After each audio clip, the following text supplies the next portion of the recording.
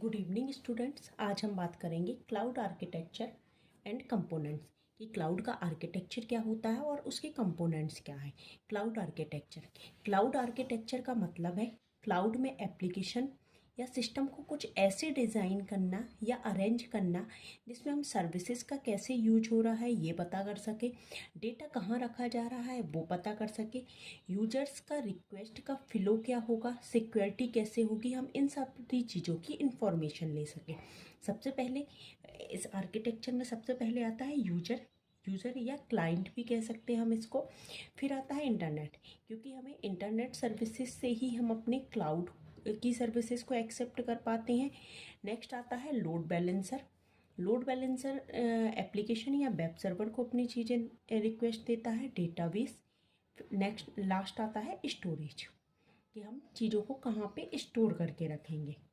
अब बात करते हैं हम कंपोनेंट। सबसे पहले जो कंपोनेंट्स यूज होता है वो क्लाइंट या यूज़र होता है।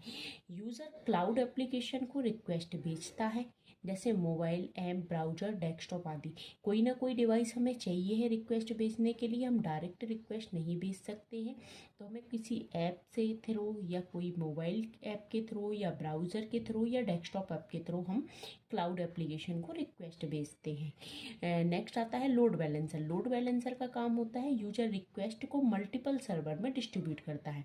जो यूज़र ने जो रिक्वेस्ट दी है उसे मल्टीपल एक से ज़्यादा सर्वर्स जो होते हैं उनमें डिस्ट्रीब्यूट करना उस रिक्वेस्ट को।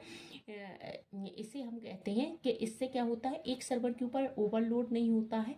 डिफरेंट सर्वर के ऊपर जब डिफरेंट वर्क डिस्ट्रीब्यूट हो जाता है तो वो सर्वर जो है ओवरलोड से बच जाता है, तो इसको हम कहते हैं लोड बैलेंसर।